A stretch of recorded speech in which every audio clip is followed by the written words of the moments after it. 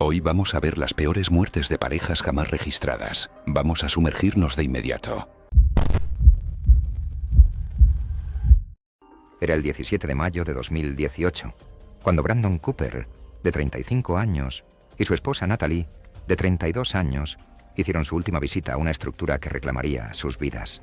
Brandon trabajaba como ingeniero civil especializado en la inspección y mantenimiento de puentes para el Departamento de Transporte del Estado, donde su meticulosa atención a la seguridad estructural había prevenido innumerables accidentes a lo largo de su carrera.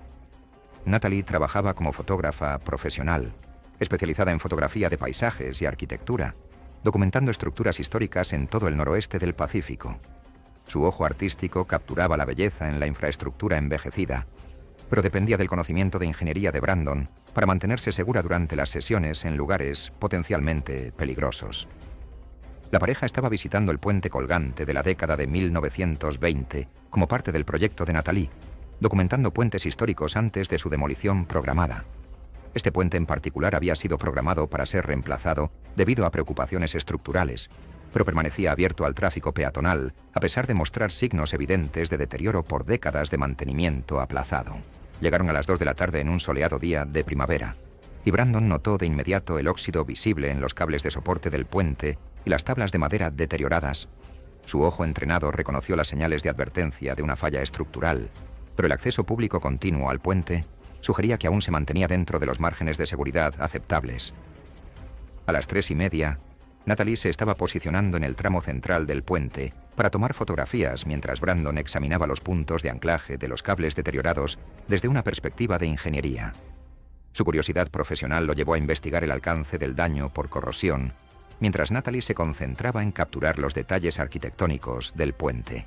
El punto de anclaje norte del cable principal de suspensión había sido debilitado por 15 años de exposición al clima y mantenimiento mínimo, creando un punto de falla crítico que la inspección visual de Brandon no podía evaluar completamente.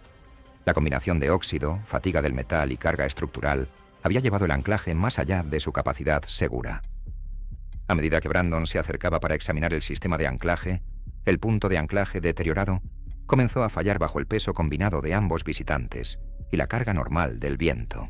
Brandon reconoció inmediatamente los signos de fallo estructural y gritó una advertencia a Natalie, pero el cable se rompió por completo antes de que cualquiera pudiera llegar a un lugar seguro.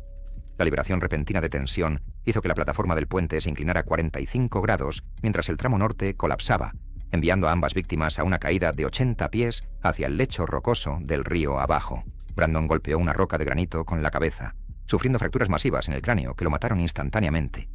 Natalie cayó en agua poco profunda, pero se rompió la columna vertebral en la vértebra C2, quedando completamente paralizada. Incapaz de moverse o pedir ayuda, Natalie se ahogó en 18 pulgadas de agua mientras su cuerpo paralizado permanecía boca abajo en el río. La lesión en la columna había cortado su conexión con el control voluntario de los músculos, haciendo imposible su supervivencia, incluso en el agua poco profunda. Los servicios de emergencia llegaron a la escena a las 4:15, pero ambas víctimas estaban fallecidas cuando fueron recuperadas. El cuerpo de Brandon fue sacado de las rocas, mientras que el de Natalie fue recuperado del río, ambos mostrando los efectos devastadores del colapso estructural. La investigación reveló que el puente había sido mantenido de manera inadecuada debido a restricciones presupuestarias, con inspecciones rutinarias que señalaban problemas, pero sin fondos para reparaciones. El ingeniero del condado recibió una reprimenda formal y el condado enfrentó un acuerdo por mantenimiento inadecuado. Las notas de ingeniería de Brandon llevaron a inspecciones de emergencia de 23 puentes similares en todo el estado, resultando en 8 cierres inmediatos. Era el 10 de septiembre de 2017 cuando una salida en una tarde de finales de verano en el lago Michigan se convirtió en una trágica batalla contra el clima repentino cerca de Milwaukee, Wisconsin. Anton Mills, un coordinador de rutas de entrega de 41 años conocido por su enfoque metódico para planificar, había estado manteniendo su pequeño bote con motor fuera borda durante varios años. Su pareja, Maya Whitman, de 39 años, trabajaba como administradora de oficina y era cuidadosa y orientada a listas, aunque se sentía cómoda quitándose su dispositivo de flotación personal en días tranquilos. La pareja había planeado esta salida para aprovechar lo que parecía ser un clima ideal para navegar a finales del verano. El pronóstico del clima de la mañana indicaba condiciones favorables con solo un posible aviso de embarcaciones pequeñas por la noche. El barco de Anton estaba equipado con equipo de seguridad básico, incluidos 2 dispositivos personales de flotación, una radio VHF portátil y luces de navegación funcionales. Lo que preocupaba a Hinton era que la única bomba de achique del barco había estado funcionando de manera intermitente, a veces funcionando eficazmente y otras veces luchando con la consistencia del flujo. El tanque de combustible estaba aproximadamente a la mitad, adecuado para la ruta planificada. Al salir de la marina esa tarde, las condiciones en el lago Michigan parecían casi perfectas. El agua estaba relativamente tranquila con acción de olas mínima, y la visibilidad era excelente. Aya, sintiéndose cómoda con las condiciones estables, había quitado su dispositivo de flotación personal y lo guardó al alcance pero no inmediatamente accesible. La última hora de la tarde, una línea de tormentas comenzó a formarse en el horizonte occidental. Alrededor de las 4 de la tarde, el viento comenzó a cambiar de sur a oeste y las olas de corto periodo comenzaron a formarse en la superficie del lago. El cambio en las condiciones meteorológicas fue dramático y rápido. Un frente de ráfaga asociado con el sistema de tormentas que se acercaba llegó rápidamente, haciendo que las olas aumentaran rápidamente a 3 y 4 pies de altura. Empezaron a formarse borreguitos y la visibilidad comenzó a disminuir a medida que avanzaba la lluvia. Reconociendo las condiciones deterioradas, Anton intentó maniobrar el barco para dirigirse directamente hacia las olas. Sin embargo, su tiempo fue incorrecto ya que inició un giro de través a proa y una ola rompiente golpeó el barco a mitad de la maniobra cuando estaba más vulnerable. La ola inicial trajo agua sobre la borda, y la bomba de achique intermitente no pudo mantener un flujo constante. El barco comenzó a acumular agua en la superficie libre, reduciendo su estabilidad y haciéndolo más susceptible a la acción de olas posteriores. Una segunda ola rompiente golpeó mientras el barco aún se recuperaba. La embarcación se inclinó significativamente a estribor, provocando que el equipo no asegurado se desplazara y disminuyera aún más la estabilidad. Durante esta inclinación, la popa se levantó y la hélice se ventiló, causando que el motor se acelerara en exceso y momentáneamente perdiera empuje en un momento crítico. La combinación de estabilidad reducida, pérdida de propulsión y la acción continua de las olas hizo que el barco se atravesara y finalmente volcara. Ambos ocupantes fueron arrojados al agua agitada y fría por el viento. Ninguno llevaba un dispositivo de flotación personal en el momento del vuelco. En el agua, ambos intentaron alcanzar el casco volcado del bote, pero la acción de las olas y la corriente impulsada por el viento comenzaron a separarlos entre sí y de su embarcación. Una embarcación recreativa cercana observó el bote volcado e inmediatamente informó de la situación a la Guardia Costera. La Guardia Costera respondió con un pequeño bote de rescate y un equipo de helicóptero. Una víctima fue localizada inconsciente cerca del casco volcado, mientras que la segunda fue encontrada a favor del viento a lo largo de la línea de corriente. El informe del forense determinó que ambas víctimas murieron por ahogamiento, con hipotermia como un factor contribuyente debido a la exposición prolongada en agua con viento. La investigación identificó factores clave: cambio repentino del clima, error de tiempo durante el giro en el oleaje empinado, equipo no asegurado y, de manera crítica, dispositivos de flotación personal no utilizados. Era el 21 de mayo de 2017 cerca del límite del Parque Nacional Taman Negara en Malasia, donde un operador de tirolesa con licencia realizaba tours de aventura con vista al ir a la selva. El grupo de turistas esa tarde se movió con cuidado entre las plataformas. Alex Toller, de 28 años, era un investigador británico de vida silvestre que completaba un proyecto conjunto con una universidad malaya sobre poblaciones de aves forestales. Su compañera, Sarah Lim, 26, era una estudiante de biología de Kuala Lumpur que ayudaba con la identificación de campo y el catálogo de muestras. Habían pasado 2 semanas en la selva documentando la diversidad de especies y decidieron unirse a un recorrido guiado por el dosel en su último fin de semana como recompensa por los largos días de trabajo. Ambos estaban en buena salud y familiarizados con los sistemas de arnés utilizados en encuestas ecológicas, aunque dependían de guías para las verificaciones técnicas de seguridad de la tirolesa. La ruta de canopy comercial operada justo fuera del parque principal era mantenida por personal autorizado utilizando configuraciones de doble línea con anclajes fijos y cables de acero que se extendían entre altos árboles de dipterocarpo. Cada participante estaba sujeto a un carro de polea que corría a lo largo del cable superior, mientras que una cuerda de seguridad estaba conectada al arnés. El sistema dependía de la inspección periódica de los pernos y cojinetes expuestos a la humedad y la fatiga del metal. En ese día en particular, los guías informaron de retrasos menores por la lluvia de la mañana, señalando que las condiciones húmedas hicieron que las plataformas estuvieran resbaladizas y requirieran un manejo más cuidadoso del equipo. La tirolesa en cuestión atravesaba un profundo barranco en la jungla, de aproximadamente 160 pies de profundidad. Para media tarde, el grupo llegó al punto medio del circuito. El guía realizó una revisión rutinaria de los clips del arnés y los pernos del carro antes de enviar parejas a intervalos cortos. Alex y Sarah fueron de los últimos en irse, emparejados lado a lado para la sección de cable doble que ofrecía un amplio deslizamiento panorámico sobre el valle. Según testigos, la falla ocurrió segundos después del lanzamiento de la pareja. A medio camino, un chasquido metálico audible cortó la jungla. Uno de los pernos del carrito en el lado de Alex se fracturó bajo carga. lo que posteriormente se atribuyó a una fractura por estrés agravada por óxido oculto dentro de la funda del perno. La asimetría repentina causó que la línea principal se moviera bruscamente, tirando ambos arneses hacia abajo. Su impulso los sacó de la trayectoria de deslizamiento adecuada y chocaron con la capa del dosel inferior en un violento enredo de ramas. Sarah chocó primero contra un gran tronco. Su cuerpo se detuvo contra una rama más baja. Murió instantáneamente por el impacto. Alex cayó varios pies más lejos, aterrizando torpemente sobre una rama. Los testigos describieron verlo moverse ligeramente y pedir ayuda débilmente antes de quedarse inmóvil. Los guías descendieron utilizando sistemas de cuerdas mientras otros comunicaban por radio con el campamento base. Cuando los rescatadores lo alcanzaron, Alex estaba semi-inconsciente, con profundas laceraciones y posibles lesiones internas. La pendiente, las enredaderas enredadas y la corteza resbaladiza ralentizaron los esfuerzos del equipo para levantarlo. Los rescatistas de Qualatagan llegaron aproximadamente 40 minutos más tarde tras navegar por la densa maleza. Él sucumbió a la hemorragia interna y el shock antes de que pudieran moverlo a un claro, y su muerte fue declarada en el lugar. Una investigación de las autoridades del parque confirmó más tarde la fatiga del metal y los intervalos de reemplazo inadecuados como la causa. El operador suspendió de inmediato todos los recorridos en ese circuito y reemplazó el hardware en varias rutas. En los meses siguientes, ambas familias presentaron una demanda civil contra el parque y el proveedor de equipo, citando negligencia en los registros de mantenimiento e inspección. El caso se resolvió fuera de los tribunales, aunque los términos del acuerdo nunca se divulgaron públicamente. Era el 8 de septiembre de 2015, cuando Ryan Chandler, de 27 años, y su esposa Megan, de 25 años, entraron en un área restringida que se convertiría en su lugar de descanso final. Ryan trabajaba como estudiante de posgrado en geología, investigando la actividad geotérmica, especializándose en emisiones de gases volcánicos y sus impactos ambientales. Su curiosidad académica a menudo superaba su sentido de precaución, llevándolo a recopilar datos de lugares peligrosos que otros investigadores evitaban. Megan trabajaba como guardabosques en un parque estatal en Utah, donde su experiencia en seguridad en la naturaleza había mantenido a innumerables visitantes fuera de peligro. Sin embargo, su experiencia se centraba en los peligros tradicionales al aire libre, lo que la dejaba sin familiaridad con los peligros específicos que presentan las características geotérmicas. Su confianza en el conocimiento científico de Ryan la llevó a seguir su liderazgo en situaciones geológicas. La pareja estaba realizando investigaciones no autorizadas en un área térmica restringida del Parque Nacional del Valle Térmico, buscando recolectar muestras de gas para la disertación de Ryan sobre concentraciones de sulfuro de hidrógeno.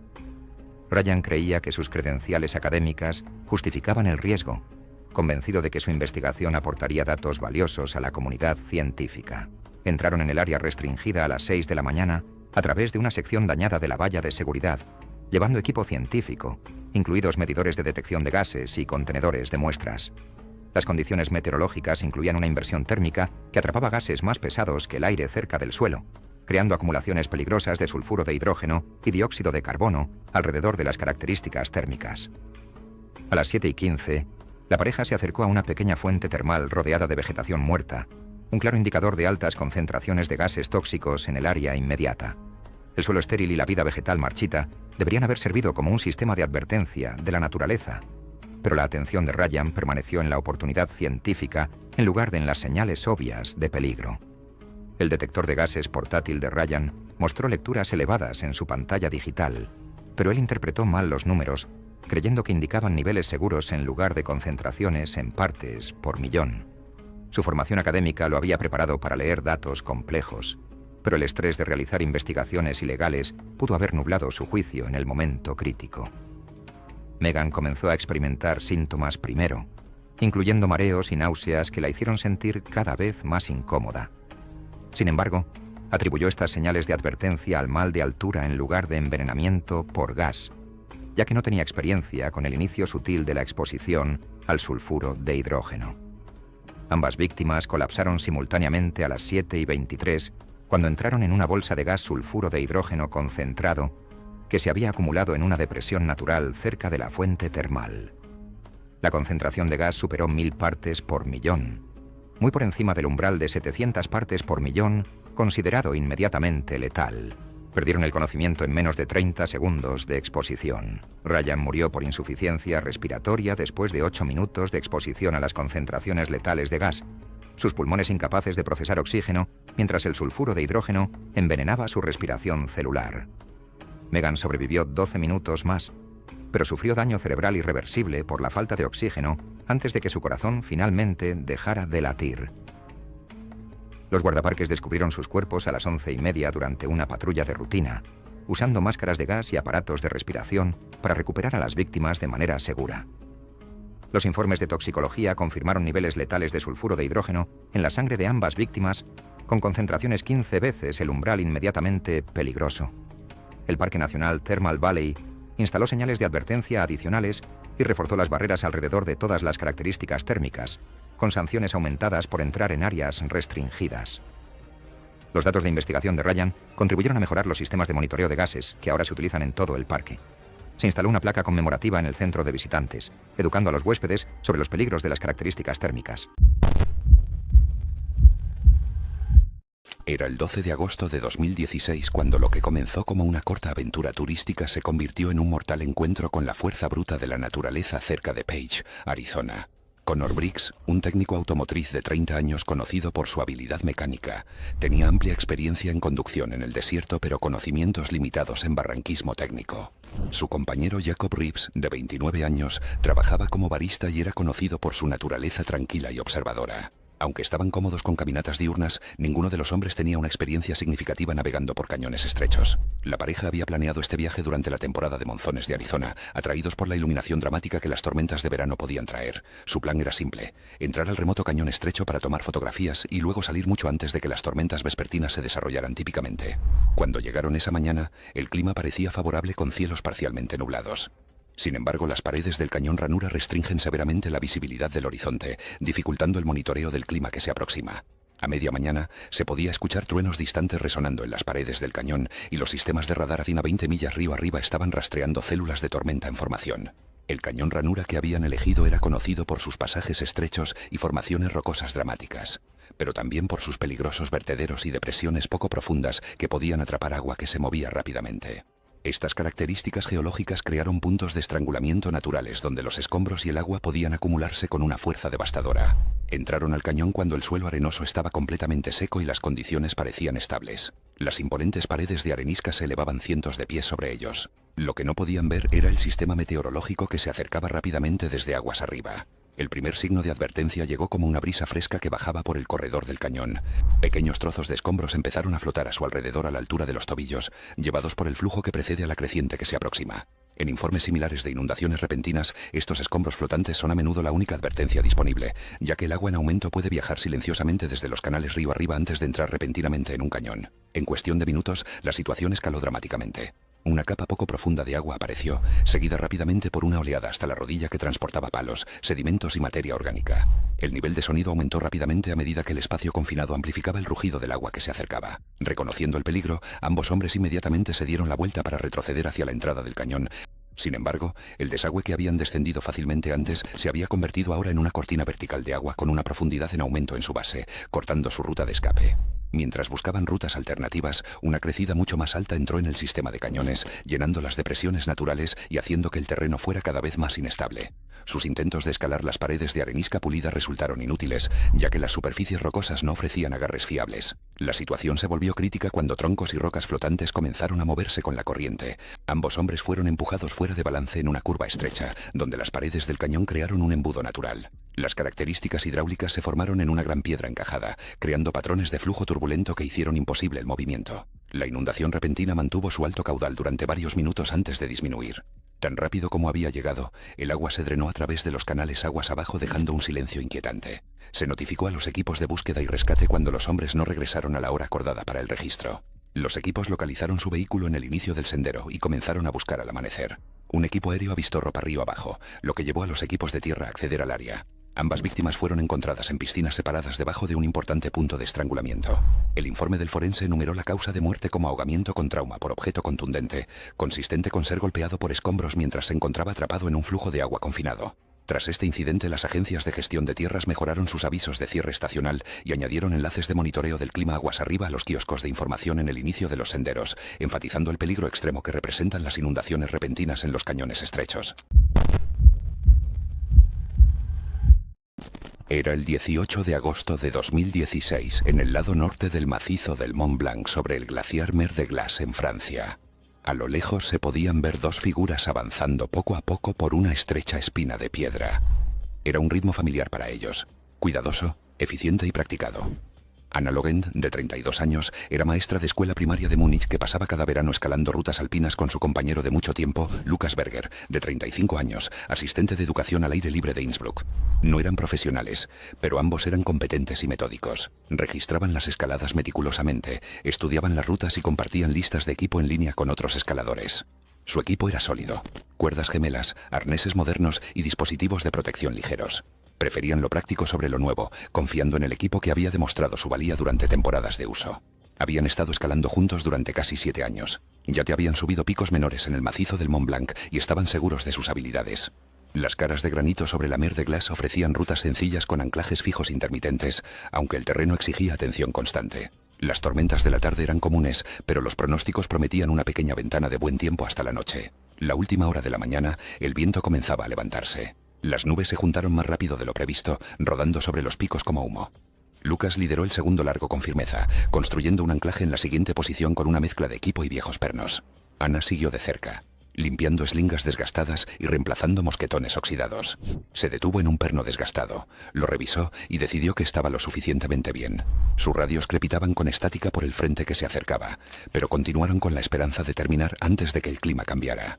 Al comienzo de la tercera sección, Anna tomó la delantera mientras Lukas aseguraba desde un estrecho saliente. Ella se enganchó en lo que parecía ser un punto fijo sólido dejado por otro equipo. Luego vino un sonido bajo y gemido, el tipo que todo escalador reconoce al instante. Testigos en una ruta cercana dijeron que escucharon un chasquido agudo resonar a través del cañón seguido de un grito que se cortó a mitad de aliento. El cuerpo de Anna golpeó la pared 2 veces al caer, el impacto resonando como un martillo sobre piedra. Lukas fue jalado violentamente hacia adelante cuando la cuerda se tensó. El perno fijo al que ella se había enganchado, un tipo de expansión de acero inoxidable envejecido, se había cortado limpiamente en la manga, rompiéndose bajo la corrosión y el estrés. El choque arrancó parte del aseguramiento de Lukas y él echó su peso hacia atrás, agarrándose de un pequeño agarre mientras pedazos de roca llovían a su alrededor. En cuestión de minutos, el viento se volvió violento, aullando por el cañón como un motor a reacción. El aguanieve llegó de lado, congelándose en cada superficie que tocaba. La radio de Lukas se quedó sin señal por la interferencia, su voz perdida en el rugido.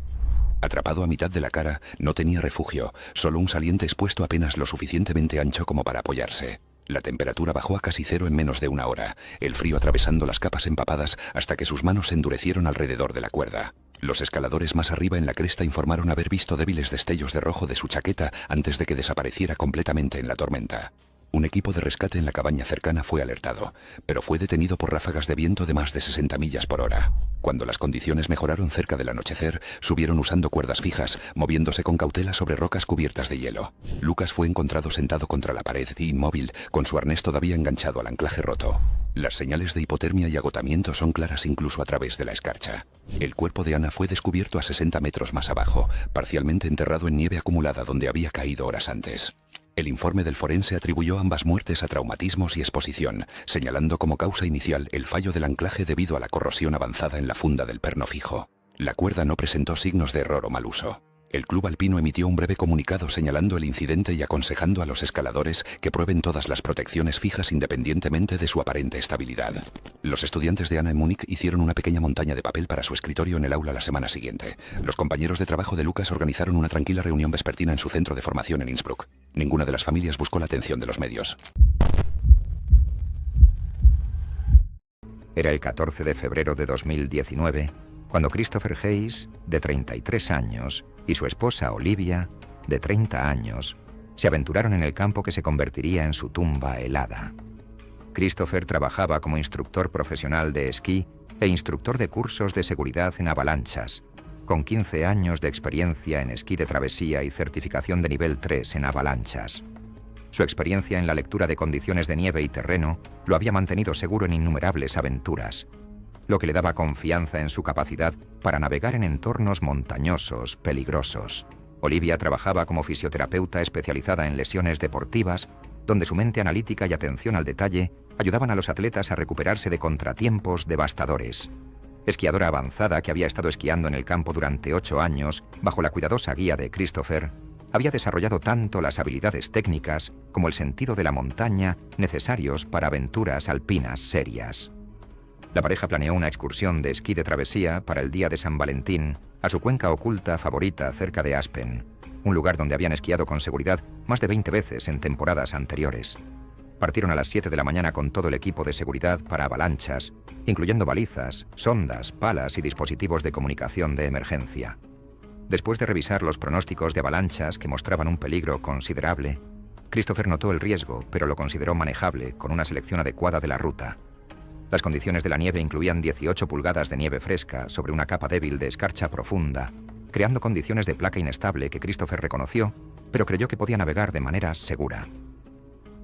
A las 11:30, Christopher estaba esquiando primero por una pendiente de 35 grados cuando sus esquís desencadenaron una avalancha de placa cargada de viento que medía de 2 a 100 pies de ancho y 3 pies de profundidad. La línea de fractura apareció instantáneamente a lo largo de toda la pendiente, y Christopher se encontró atrapado en los escombros en movimiento antes de poder reaccionar o escapar a un lugar seguro. La avalancha arrastró a Christopher 240 metros verticales por la ladera de la montaña, haciéndolo rodar violentamente entre árboles y sobre rocas mientras Olivia observaba impotente desde su posición segura arriba. Inmediatamente activó su baliza de avalancha y comenzó su descenso para buscar a su esposo sepultado, siguiendo los protocolos de rescate adecuados que habían practicado innumerables veces. Sin embargo, el intento de rescate de Olivia desencadenó una segunda avalancha desde la misma capa de nieve inestable solo 4 minutos después.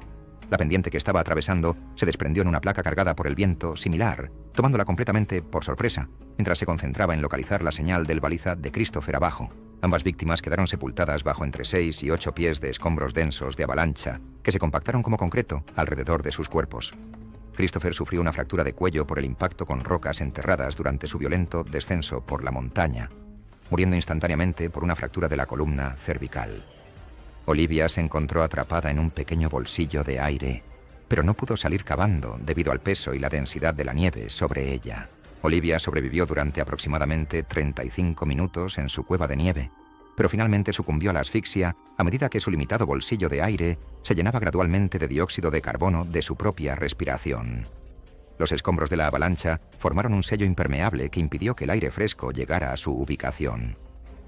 El equipo de patrulla de esquí y rescate de avalanchas localizó las señales de sus balizas a las 3:45 de la tarde, pero ambas víctimas estaban fallecidas cuando fueron extraídas del campo de escombros. La investigación reveló que la avalancha fue provocada por la acumulación de nieve por el viento que ocurrió durante la noche, creando condiciones inestables que no se reflejaron en el boletín de avalanchas de la mañana. El Centro de Información de Avalanchas de Colorado actualizó sus modelos de pronóstico para tener mejor en cuenta los eventos de carga de viento rápida en terrenos similares. Era el 23 de mayo de 2016 cuando 2 excursionistas experimentados embarcaron en lo que debería haber sido una aventura rutinaria del fin de semana del Día de los Caídos en el Parque Nacional Zion en Utah. Garrett Lowe, un coordinador de logística de 29 años conocido por su enfoque metódico, había estado esperando este viaje durante meses. Su compañero Nathaniel Brooks, de 28 años, trabajaba en servicios de salud comunitaria y compartía la pasión de Garrett por la exploración al aire libre, aunque él era típicamente más cauteloso con las condiciones meteorológicas. La pareja llegó al parque cuando se reunían nubes de tormenta. Las advertencias publicadas al principio del sendero mencionaban posibles ráfagas de viento y aconsejaban extrema precaución en las secciones expuestas, particularmente en la cresta asistida con cadenas que conduce a la cumbre de Angels Landing. A pesar de los avisos, ambos hombres se sentían confiados, habiendo completado varias caminatas desafiantes juntos en los últimos 2 años. El ascenso a Scout Lookout procedió sin incidentes, pero las condiciones se deterioraron al acercarse a la sección de cresta estrecha. Las ráfagas de viento aumentaban a 25 a 35 millas por hora, con picos ocasionales reportados por encima de 40 millas por hora, lo suficiente como para superar el umbral de advertencia habitual y crear vientos cruzados impredecibles a lo largo de la espina dorsal de arenisca expuesta. Se había acumulado una fina capa de arena en la superficie lisa de la roca, reduciendo significativamente la tracción para los excursionistas que llevaban botas de senderismo estándar. Al entrar en la sección asistida por cadenas, las multitudes del fin de semana festivo crearon embotellamientos en los pasajes estrechos. La combinación de condiciones ventosas y senderos congestionados obligó a tomar decisiones rápidas sobre la posición. Cuando los excursionistas que descendían se acercaron, Garrett y Nathaniel se movieron al lado derecho del borde para permitir el paso, manteniendo contacto de 3 puntos con la cadena fija y la pared de roca. El accidente ocurrió durante esta maniobra de paso rutinaria. Una ráfaga repentina y más fuerte coincidió con el movimiento de otros excursionistas en el espacio confinado. La bota derecha de Garrett perdió tracción en la superficie arenosa de arenisca justo cuando su agarre en el polvoriento enlace de cadena se debilitó. La breve pérdida de contacto desplazó su centro de masa hacia afuera, más allá del margen de seguridad del estrecho saliente. Nathaniel, posicionado directamente detrás, intentó mantener su postura con una mano en la cadena. Sin embargo, la misma combinación de viento, condiciones de aglomeración y un apoyo comprometido afectaron su estabilidad. Cuando Garrett comenzó a caer, el movimiento en la repisa precaria provocó que la bota de Nathaniel resbalara en la superficie arenosa. Ambos hombres cayeron aproximadamente 1000 pies por el empinado terraplén debajo de la sección de la cadena. El terreno rocoso incluía múltiples salientes que causaron un trauma severo por fuerza contundente durante su descenso. Otros excursionistas llamaron inmediatamente al 911, pero la ubicación remota y el terreno desafiante complicaron los esfuerzos de rescate. Los guardaparques respondieron con un equipo de helicópteros, cerrando temporalmente la sección de cadenas. Debido a las persistentes ráfagas de viento, el equipo esperó en un área de preparación durante varias horas, esperando que las condiciones se estabilizaran antes de comenzar la recuperación. El informe del forense enumeró la causa de la muerte como múltiples traumatismos por objeto contundente, consistente con una caída desde gran altura. Los resultados de toxicología no mostraron involucramiento de sustancias, confirmando que fue un accidente puramente ambiental. La investigación identificó factores contribuyentes: sobrepoblación, vientos cruzados que excedieron los parámetros normales y arena reduciendo la tracción. Tras este incidente, la administración del parque implementó mejoras de seguridad. Los guardabosques comenzaron a retirar arena con más frecuencia durante los periodos de mayor afluencia. Se instalaron señales adicionales de advertencia de viento más cerca de la sección de cadenas, y los programas de educación para visitantes enfatizaron la conciencia sobre el clima y la gestión de multitudes. Esta tragedia destacó los riesgos inherentes del senderismo a gran altitud, incluso para los entusiastas experimentados del aire libre. A pesar de una preparación adecuada, los factores ambientales y la congestión humana crearon condiciones que superaron los márgenes de seguridad, resultando en la pérdida de 2 vidas en lo que comenzó como una aventura de fin de semana festivo. Era el 4 de julio de 2015 en el Oberland Bernés de Suiza. Desde la ladera cubierta de hierba sobre Lauterbrunnen, los térmicos ascendían en suaves columnas, del tipo que atrae a parapentistas de toda Europa. Camille Dubois, de 27 años, era una fisioterapeuta de Lausana conocida entre sus colegas por su precisión y paciencia, cualidades que llevaba a su nueva pasión por el parapente. Él había comenzado a volar hace 2 años. Su prometido Paul Renarden, de 30 años, fotógrafo independiente, se unió a ella poco después. A menudo entrenaban juntos los fines de semana, preparándose para la categoría de vuelo de larga distancia Macampo traviesa que requería navegar corrientes de aire cambiantes a través de terrenos montañosos. Ambos estaban certificados, pero ninguno había encontrado aún las térmicas impredecibles del Oberland a mediados de verano. El viaje de la pareja esa semana fue en parte recreativo, en parte aspiracional. Paul había conseguido permiso de una pequeña marca de equipos para exteriores para documentar vuelos en tándem sobre el valle de Lauterbrunnen para un folleto turístico local. El modelo meteorológico pronosticó una leve inestabilidad, con potencial para un fuerte ascenso a última hora de la mañana. Camille había dudado, consciente de que los térmicos alpinos podían aumentar rápidamente en días despejados y calurosos. Pero con su equipo recién revisado y las condiciones de despegue todavía calmadas, procedieron. El plan era un despegue lado a lado desde la cresta de Grutschalp, siguiendo la pared del valle occidental antes de descender hacia Wengen. Era un recorrido de vuelo estándar, escénico, popular y generalmente indulgente. Para las 9:15 de la mañana, varios pilotos ya estaban en el aire. Las condiciones parecían calmadas desde el suelo, aunque más tarde los pilotos dijeron que el viento se sentía nervioso, con pequeñas sacudidas que obligaban a realizar correcciones rápidas de dirección. Emile y Paul despegaron sin problemas, sus planeadores inflándose uno al lado del otro. Durante unos minutos todo parecía rutinario. Volaban en paralelo a unos 160 pies de distancia, trazando la cresta en arcos constantes. Luego el aire cambió. Una fuerte corriente ascendente se elevó desde una ladera calentada por el sol, levantando ambos planeadores de repente y de manera desigual. Las radios captaron breves conversaciones de pilotos cercanos advirtiendo sobre el ascenso turbulento, pero llegó demasiado tarde. Ambos toldos se desplegaron al mismo tiempo. Testigos los vieron inclinarse hacia adelante, colapsar ligeramente y luego abrirse de nuevo. Pasar por sus caminos juntos, la punta del ala izquierda de Paul rozó las líneas de Camille. Solo un toque rápido pero suficiente para torcer ambas alas. En segundos los planeadores se enredaron. Se desplegó de un lado, el otro giró hacia abajo en una espiral apretada. Camille abrió su paracaídas de reserva de inmediato. La cubierta blanca se abrió pero ya estaba demasiado baja, a unos 200 pies sobre el fondo del valle. Los testigos describieron una breve estabilización antes de que ella se dirigiera hacia una saliente rocosa. El impacto fue instantáneo. La situación de Paul se deterioró más rápido. El borde delantero de su ala delta colapsó bajo la ráfaga vertical, haciéndolo girar en un descenso en espiral. Un vídeo del casco de otro piloto confirmó más tarde que sus líneas estaban completamente torcidas. No había posibilidad de desplegar un paracaídas de reserva. Chocó contra una pendiente de escombros a alta velocidad. Su ala colapsó en las rocas a su lado. Toda la secuencia, desde el primer contacto hasta el impacto en el suelo, duró menos de 20 segundos. Los rescatistas llegaron a Mivo Test a ambos sitios dentro de los 20 minutos después de que los pilotos cercanos pidieran ayuda por radio. Encontraron a Camille suspendida en su arnés, su paracaídas de reserva enredado en pinos bajos. El impacto la había matado instantáneamente. El cuerpo de Paul fue descubierto más abajo en la pendiente, su dosel destrozado, las líneas cortadas y los elevadores torcidos por el impacto. Amigos y familiares recuperaron el equipo de la pareja en silencio la semana siguiente. Sus pertenencias, un GoPro, 2 altímetros y la cámara de Paul, fueron devueltas sin exhibición pública. Se llevó a cabo un memorial privado cerca del lago de Ginebra, al que asistieron principalmente otros pilotos que luego lo describieron como silencioso, sin viento, pero insoportablemente claro. Era el 22 de julio de 2016, cuando Joshua Bennett, de 31 años, y su esposa Hannah, de 28 años, alcanzaron la cumbre que se convertiría en su destino final.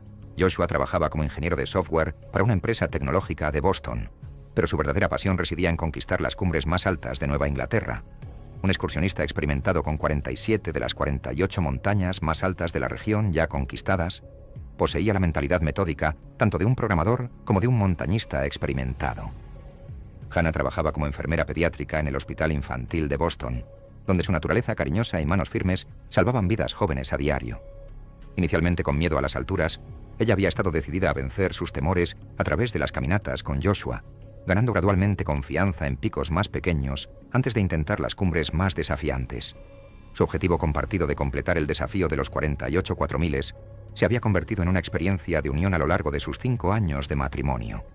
La pareja planeó este intento de ascenso al monte Washington como su pico final para completar el prestigioso desafío de senderismo, eligiendo celebrar su 5º aniversario de bodas con este logro.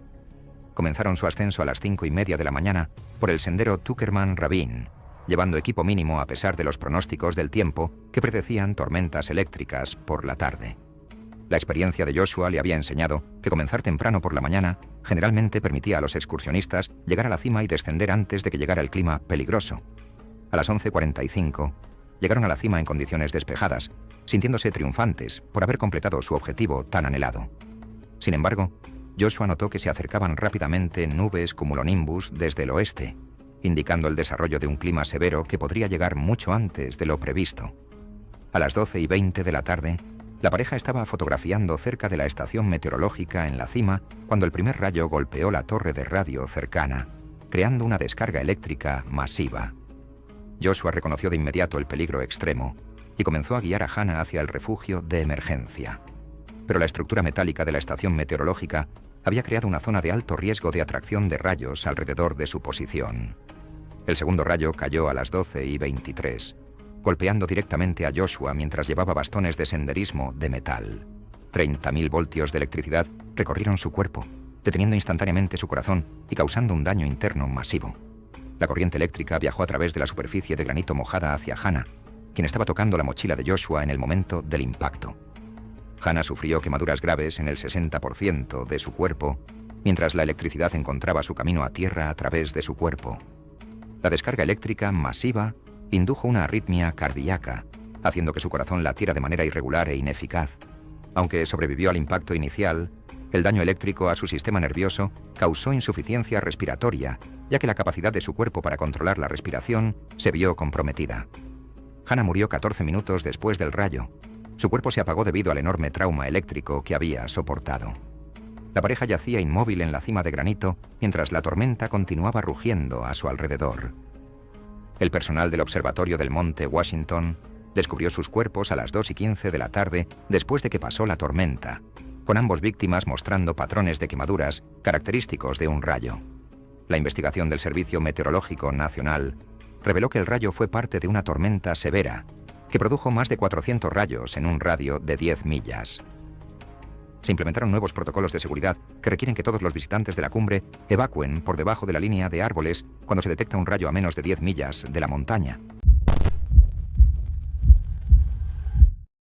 Fue el 3 de febrero de 2018 cuando una escapada romántica de invierno se convirtió en una tragedia silenciosa en una cabaña alquilada en la costa sur del lago Tahoe, California. Lila Harmon, una diseñadora freelance de 34 años conocida por sus hábitos ordenados y estilo de vida minimalista, había estado esperando este fin de semana de esquí durante semanas. Su pareja, Sierra Dalton, de 35 años, trabajaba como educadora y era metódica en su enfoque de planificación, siempre llevando suministros de respaldo para sus aventuras al aire libre. La pareja había reservado el alquiler fuera de temporada para aprovechar las tarifas más bajas y menos multitudes. Llegaron después del anochecer cuando las temperaturas habían caído a un dígito, creando una de las noches más frías que la región había experimentado ese invierno. El anuncio de la cabaña mencionaba que el sistema de calefacción central había sido recientemente revisado. Lo que ninguna de las dos mujeres notó fue un detector de monóxido de carbono montado en la pared, con una cinta cubriendo la luz de advertencia de batería baja. Anteriores huéspedes habían mencionado este problema en una reseña en línea impresa que dejaron en la unidad, pero el detalle se pasó por alto fácilmente. El sistema de calefacción consistía en un calentador de gas antiguo con ventilación ubicado en un armario de servicios. Aunque fue inspeccionado recientemente, la decoloración visible alrededor de la tapa del respiradero exterior sugería posibles problemas de combustión. Más críticamente, una fuerte nevada había creado un gran ventisquero que cubría parcialmente el conducto exterior, restringiendo el flujo adecuado de escape. Esa noche las mujeres pusieron el termostato a 72 grados y se dispusieron a pasar lo que esperaban fuera una noche acogedora antes de ir a las pistas. El calentador se encendía con frecuencia debido a la temperatura extrema exterior y a la obstrucción parcial del conducto. A medida que avanzaba la noche, el flujo de escape obstruido provocó que los subproductos de la combustión recircularan en los espacios habitables de la cabina. Con todas las ventanas cerradas contra el frío intenso y los ventiladores de ventilación apagados, no había intercambio de aire activo para diluir el monóxido de carbono acumulado. El gas incoloro e inodoro se acumuló constantemente durante la noche mientras el sistema de calefacción continuaba con su frecuente ciclo. El envenenamiento por monóxido de carbono es especialmente insidioso porque los síntomas iniciales a menudo imitan la fatiga o los efectos de la altitud, ambos esperados después de viajar a la elevación del lago Tahoe. A medida que la concentración aumentaba, ambas mujeres habrían experimentado somnolencia y eventualmente habrían perdido el conocimiento sin darse cuenta del peligro. A primeras horas de la mañana, ambas se habían vuelto no reactivas en el área principal de la vivienda. La tragedia fue descubierta cuando un vecino, al notar que el vehículo de la pareja no se había movido y no había señales de actividad, contactó al administrador de la propiedad. El administrador realizó un chequeo de bienestar y encontró a ambas mujeres sin respuesta. Los servicios de emergencia fueron llamados de inmediato y los primeros en responder midieron niveles peligrosamente altos de monóxido de carbono al entrar. Se cortó el suministro de gas, se etiquetó el calentador fuera de servicio y el personal del departamento de bomberos usó ventiladores de presión positiva para ventilar la estructura. El informe del forense determinó que ambas mujeres murieron por intoxicación de monóxido de carbono, con niveles en la sangre consistentes con una exposición prolongada. Los investigadores luego señalaron que la acumulación de nieve alrededor de los conductos de ventilación es un peligro conocido en los alquileres de montaña, especialmente cuando los huéspedes llegan después del anochecer y no realizan inspecciones exteriores. No se presentaron signos de trauma, confirmando que esto fue puramente un envenenamiento ambiental. La investigación identificó varios factores contribuyentes: el detector desactivado con la batería retirada y el indicador de advertencia tapado, el respiradero exterior obstruido por la nieve que impide una adecuada ventilación y una inspección de seguridad antes de la llegada que fue inadecuada. Después de este incidente se obligó al propietario a instalar detectores de monóxido de carbono con sello y realizar verificaciones regulares de limpieza de nieve para las salidas de ventilación exteriores durante los meses de invierno. Esta tragedia resaltó la importancia crítica de tener detectores de monóxido de carbono en cualquier estructura con electrodomésticos que queman combustible, especialmente durante los meses de invierno cuando la ventilación es reducida y los sistemas de calefacción funcionan continuamente. Era el 6 de marzo de 2015. En el lado de Minnesota del Lago de los Bosques. El hielo se extendía amplio y pálido bajo un sol débil, pero el sonido debajo estaba cambiando. Lentos y huecos crujidos que surgen de las capas que se descongelan debajo. Daniel Reeves, de 33 años, trabajaba como técnico de almacén en St. Paul. Su pareja, Sofía Álvarez, de 31 años, era asistente legal. Ninguno de los dos había pescado antes de ese invierno. Daniel había pasado varias semanas leyendo foros y comprando equipo de segunda mano. Un taladro, cañas plegables, un refugio portátil que nunca llegó a montar. Sofía había sido más reacia, pero accedió a ir después de ver fotos en línea de lagos congelados salpicados de coloridas chozas. Alquilaron un paquete de mediodía en una tienda local de cebos que proporcionaba instrucciones generales y pautas de seguridad, pero sin escolta sobre el hielo. Las temperaturas de esa semana habían subido muy por encima de los promedios estacionales, un cambio fácil de subestimar cuando la superficie todavía parecía blanca y seca. Debajo de la capa de nieve, el volver a congelarse y derretirse creó un grosor de hielo desigual.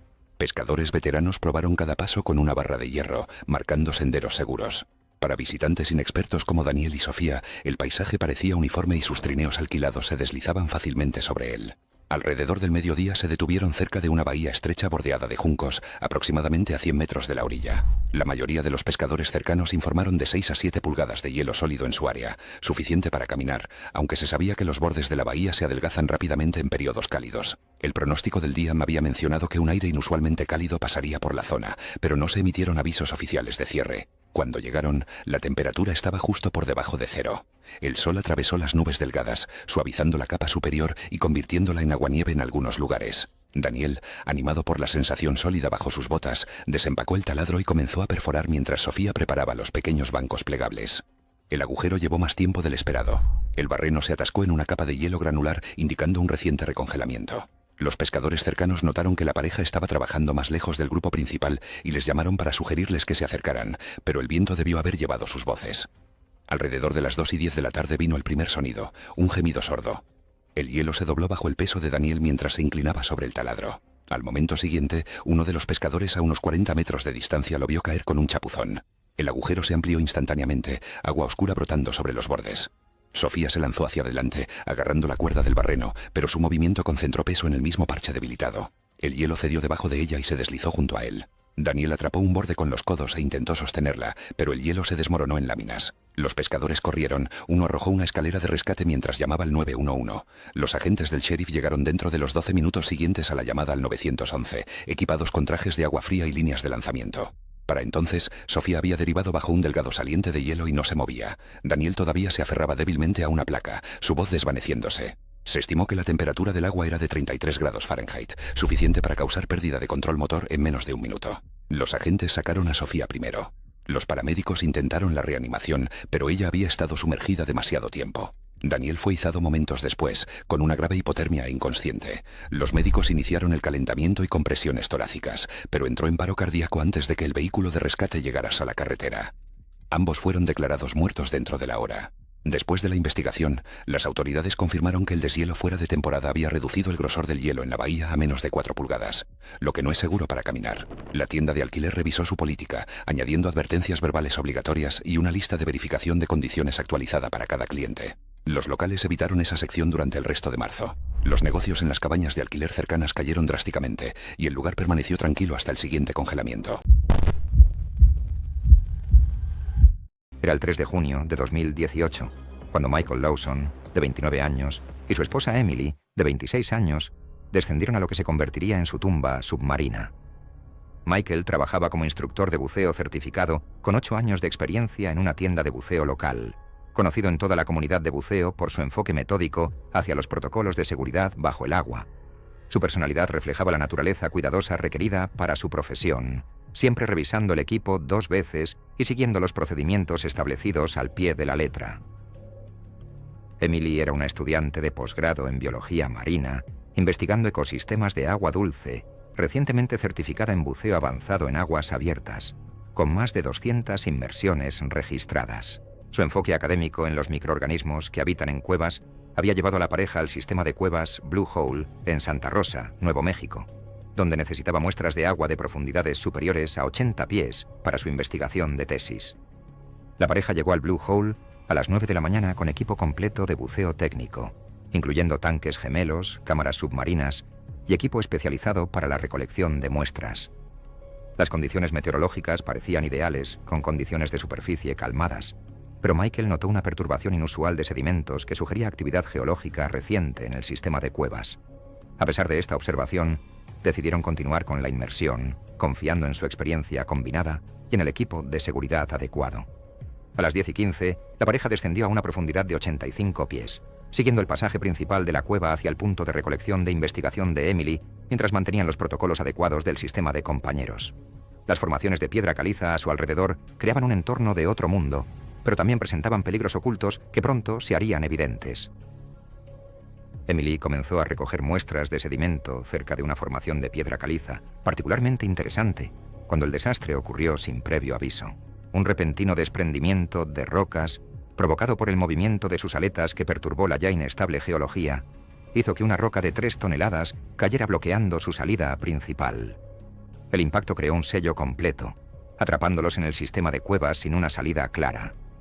Michael intentó inmediatamente despejar la obstrucción usando su cuchillo de buceo y sus manos desnudas, pero el esfuerzo consumió cantidades excesivas de su preciado suministro de aire. Peor aún, Su excavación frenética creó nubes de sedimento adicionales que redujeron la visibilidad a cero absoluto, haciendo la navegación casi imposible en el ya confuso diseño de la cueva. Con los suministros de aire volviéndose críticamente bajos, el medidor de Michael marcando 500 psi y el de Emily mostrando 400 psi, intentaron localizar una ruta de salida alternativa a través del sistema de cuevas laberíntico. Sin embargo, la combinación de visibilidad nula, territorio desconocido y el pánico creciente comenzó a pasar factura a ambos buceadores. A su profundidad actual, ambos buceadores comenzaron a experimentar narcosis por nitrógeno, una condición que afecta el juicio y la capacidad de tomar decisiones al respirar aire comprimido a profundidad. Este deterioro mental resultó fatal, ya que consumieron su suministro de aire restante mientras nadaban en círculos, incapaces de encontrar la salida del laberinto submarino. A las 11:42 de la mañana, ambos reguladores dejaron de suministrar gas respirable. Michael y Emily se ahogaron en el agua oscura y fría. Sus cuerpos finalmente se asentaron en un pasaje sin salida a 200 pies de la salida bloqueada.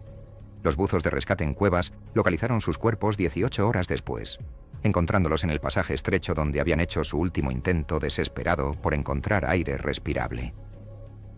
La investigación reveló que el desprendimiento de rocas fue causado por la erosión natural de la piedra caliza, que había sido acelerada por las recientes lluvias intensas, lo que desestabilizó la estructura de la cueva más allá de lo que la actividad de buceo normal podía manejar de manera segura. El agujero azul fue cerrado temporalmente para una evaluación geológica, con nuevos protocolos de seguridad que requieren cuerdas guía y suministros de aire de emergencia para todas las inmersiones técnicas. Las muestras de investigación de Emily, recuperadas con su cuerpo, contribuyeron a 3 artículos publicados sobre bacterias extremófilas, completados póstumamente por su asesor de tesis, como un tributo a su dedicación a la ciencia. Era el 19 de diciembre del año 2015, cuando un rutinario viaje navideño se convirtió en una mortal reacción en cadena en las afueras de Duluth y Minnesota. Spencer Tate, un especialista en soporte técnico de tecnología de la información de 27 años conocido por su atención al detalle, estaba al volante de su sedán compacto. Su pareja, Ellie Turner, de 26 años, trabajaba como supervisor de ventas y solía ser puntual, aunque no conocía bien este tramo de la carretera interestatal 35. La pareja estaba haciendo su viaje anual antes de Navidad para visitar a la familia. Los pronósticos del tiempo mencionaron la posibilidad de llovizna ligera helada, pero las condiciones de la carretera parecían manejables cuando partieron. El sedán de Spencer estaba equipado con neumáticos para todas las estaciones, adecuados para la mayoría de las condiciones de manejo en invierno, pero no diseñados para condiciones de hielo. A medida que se acercaba la noche, las temperaturas comenzaron a oscilar alrededor del crítico punto de 30 grados, creando condiciones ideales para la formación de hielo negro. Las señales de advertencia en la carretera habían avisado a los conductores sobre las condiciones de hielo en puentes y pasos elevados, pero la naturaleza transparente del hielo negro lo hacía prácticamente invisible para los conductores que se acercaban. El flujo de tráfico era moderado esa noche, con una mezcla de vehículos de pasajeros y camiones comerciales típicos de la temporada de viajes por vacaciones. La presencia de camiones pesados añadió complejidad, ya que sus mayores distancias de frenado los hacían especialmente vulnerables a cambios repentinos. La secuencia del accidente comenzó cuando una camioneta delante de Spencer encontró una placa de hielo negro cerca de un paso elevado. El conductor perdió tracción y comenzó a frenar abruptamente. Spencer, manteniendo lo que creía era una distancia segura, aplicó los frenos suavemente e intentó esquivar el vehículo más lento. Sin embargo, un camión de caja que seguía de cerca el sedán de Spencer había estado viajando demasiado cerca para las condiciones deterioradas. Y las luces de freno de Spencer se iluminaron. El conductor del camión se dio cuenta de que no podía detenerse a tiempo. El enorme vehículo comercial golpeó la parte trasera del coche compacto de Spencer a una velocidad en carretera consistente con el flujo de tráfico de 65 millas por hora, típico de esa sección de la Interestatal 35, generando un impacto de alta energía. La colisión inicial giró el sedán de Spencer hacia el carril izquierdo, donde fue golpeado inmediatamente por otro vehículo. Este roce empujó el coche dañado hacia la barrera de hormigón del medio, donde se detuvo después de sufrir múltiples impactos. La colisión trasera causó una intrusión estructural significativa en el compartimento del pasajero. Se desplegaron múltiples airbags en todo el vehículo, pero la gravedad del impacto sobrepasó los sistemas de seguridad del automóvil. Ambos ocupantes experimentaron fuerzas de desaceleración rápida que excedieron los límites de supervivencia, a pesar de estar correctamente sujetos. Los servicios de emergencia llegaron rápidamente, pero la naturaleza técnica del rescate requirió herramientas especializadas para acceder al compartimento de pasajeros gravemente dañado. Los agentes estatales cerraron inmediatamente la carretera en ambas direcciones y comenzaron a aplicar arena y sal en la zona del puente elevado. El informe del forense indicó que la causa de muerte de ambos hombres fue un trauma de fuerza contundente asociado con un impacto trasero de alta energía. Una víctima perdió la permeabilidad de las vías respiratorias antes de que pudiera recibir atención médica avanzada, mientras que la otra sufrió lesiones internas no sobrevivibles. La investigación reveló que los datos del registrador de eventos del camión mostraron que el vehículo comercial había estado siguiendo a una distancia insuficiente. El análisis de la superficie de la carretera confirmó la presencia de hielo negro en la ubicación del paso elevado. Tras este incidente, el Departamento de Transporte implementó medidas de seguridad mejoradas, incluyendo patrullas aumentadas de descongelamiento en los accesos de puentes y señalización de advertencia temporal durante los periodos de frío. Esta tragedia destacó la combinación mortal de hielo negro, distancias de seguimiento inadecuadas y la vulnerabilidad de vehículos más pequeños en colisiones de múltiples vehículos. A pesar de la conducción cuidadosa de Spencer, las acciones de otros conductores crearon una situación que excedió los márgenes de seguridad normales, transformando un viaje festivo en un accidente fatal. Era el 2 de septiembre de 2017, cerca de un mirador de un arroyo, afuera de Hope, Columbia Británica, dentro de la cuenca del Valle del Fraser. Los visitantes iban y venían ese día, atraídos por el rugido constante y la corriente tardía de verano que hacía que el río pareciera vivo. Mark Hart, de 29 años, era un técnico eléctrico que trabajaba para una pequeña empresa contratista en Vancouver. Su esposa Olivia, también de 29 años, era higienista dental y a menudo planificaba sus caminatas de fin de semana entre sus turnos tempranos. No eran buscadores de emociones, solo personas estables y organizadas a quienes les gustaba el ritmo de los senderos y los lugares tranquilos sin multitudes. La vista del arroyo no era una caminata técnica, pero tenía riesgos estacionales. El río crecía con el deshielo hasta finales de agosto y a principios de septiembre seguía corriendo rápido, curvándose a través de estrechos canales de roca y rocas redondeadas antes de caer en una profunda piscina circular. Las superficies de las rocas estaban resbaladizas con algas y rocío, y el aire cerca de la cuenca del Salto estaba denso y húmedo. Los lugareños sabían mantenerse alejados del borde. La piscina debajo de las cataratas parecía calmada en los bordes, pero una fuerte corriente de recirculación corría por debajo. La pareja llegó a las cataratas poco después del mediodía. Pasaron por dos pescadores guardando sus cosas y un guardabosques voluntario limpiando escombros cerca de las escaleras. El guardián luego dijo que la pareja caminaba de la mano. Siguieron el sonido del agua hasta que el ruido se abrió a su alrededor. Las cataratas estaban más llenas de lo habitual después de las lluvias recientes. El río burbujeaba donde encontraba las rocas. Se detuvieron en el saliente más cercano a la piscina de inmersión. Una pequeña barrera de madera marcaba el límite de visualización, pero muchos visitantes pasaban más allá para tomar fotografías. Mark puso su mochila a unos pocos pies del borde y se agachó para encuadrar una fotografía. Olivia se quedó atrás, quitándose la niebla de la cara. Los testigos más tarde recordaron haberlo visto dar un paso adelante sobre la piedra resbaladiza por el musgo antes de que su pie se deslizara. Se lanzó hacia adelante, cámara aún en mano, y golpeó el borde inclinado con el pecho antes de desaparecer en el remolino blanco. Olivia se lanzó de inmediato, dejando caer su chaqueta y saltando hacia donde él desapareció. Dos pescadores en la orilla opuesta vieron cómo el agua se los tragaba. Corrieron río abajo, gritando, pero la corriente era demasiado rápida. Tanto Mark como Olivia salieron a la superficie brevemente antes de ser arrastrados nuevamente, siendo llevados al estrecho desfiladero bajo las cataratas.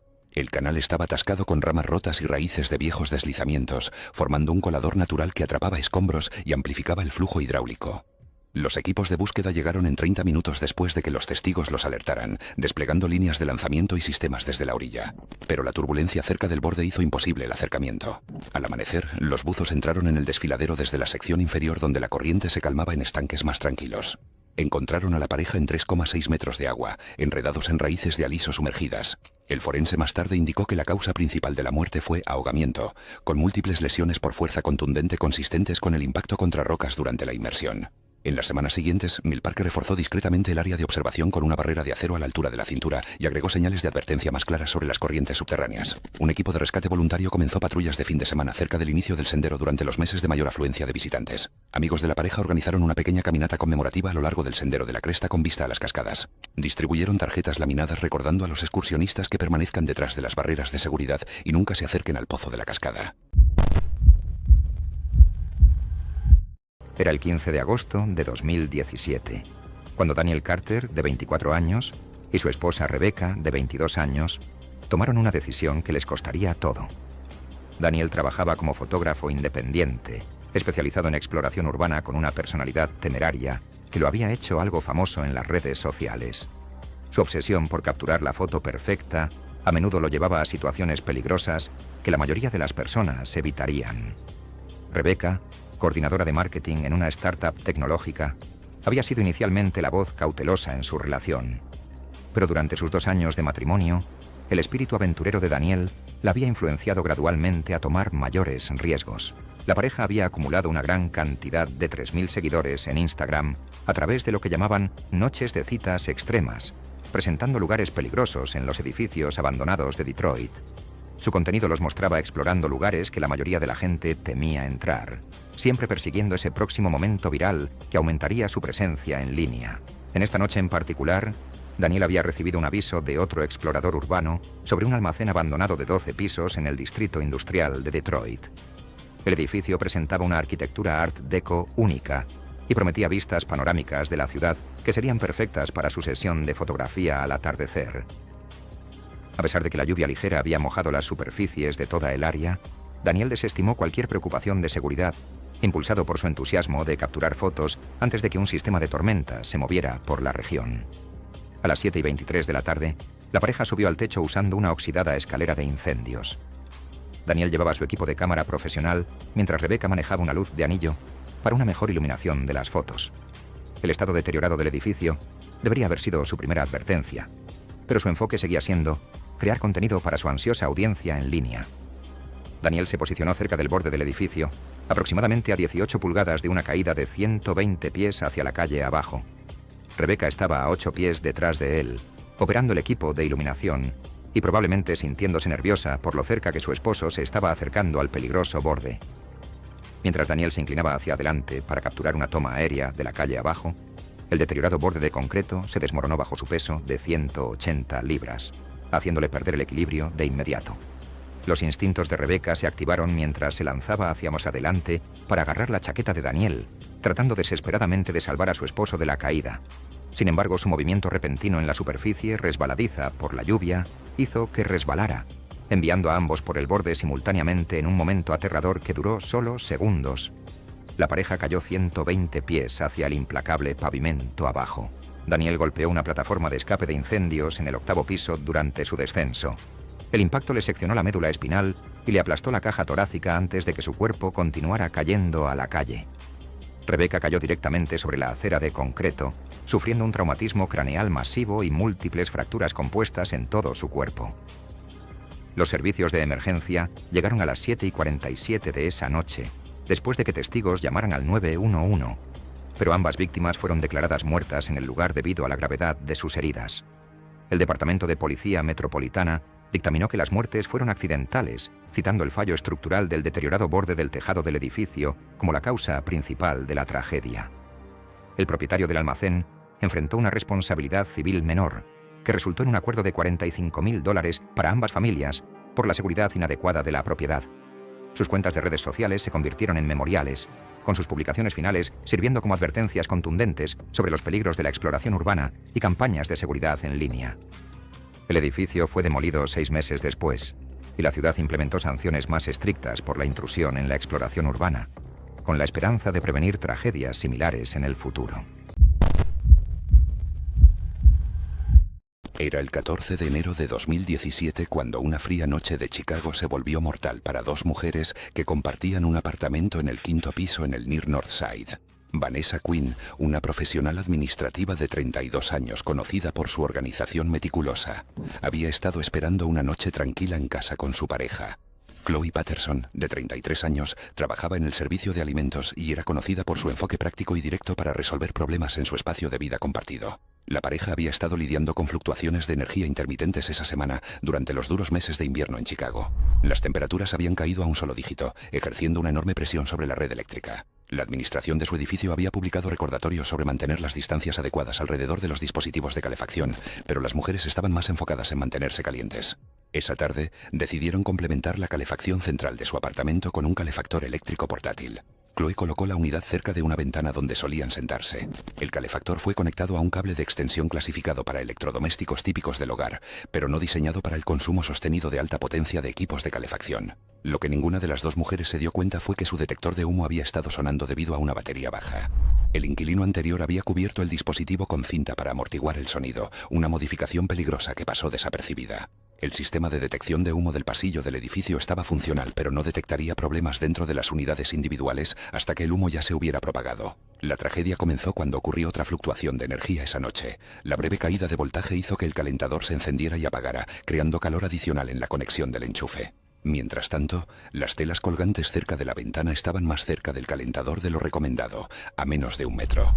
Una corriente de aire por la rendija de la ventana hizo que el material de la cortina se balanceara y tocara la parrilla caliente del calentador. El borde inferior de la cortina comenzó a carbonizarse y luego se incendió. Gotas ardientes cayeron sobre una caja de almacenamiento de cartón colocada debajo de la ventana, incendiando materiales adicionales. En minutos, el fuego se había extendido a muebles tapizados, particularmente un sofá con cojines de espuma que producían humo denso y tóxico. Para cuando el sistema de alarma del pasillo detectó la emergencia, el humo ya había llenado gran parte del espacio habitable del apartamento. Las mujeres intentaron llegar a su puerta principal, pero la capa de humo había descendido al nivel de respiración, creando condiciones de visibilidad peligrosas. El calor del fuego que se propagaba rápidamente hizo que la ruta de salida fuera cada vez más difícil de navegar.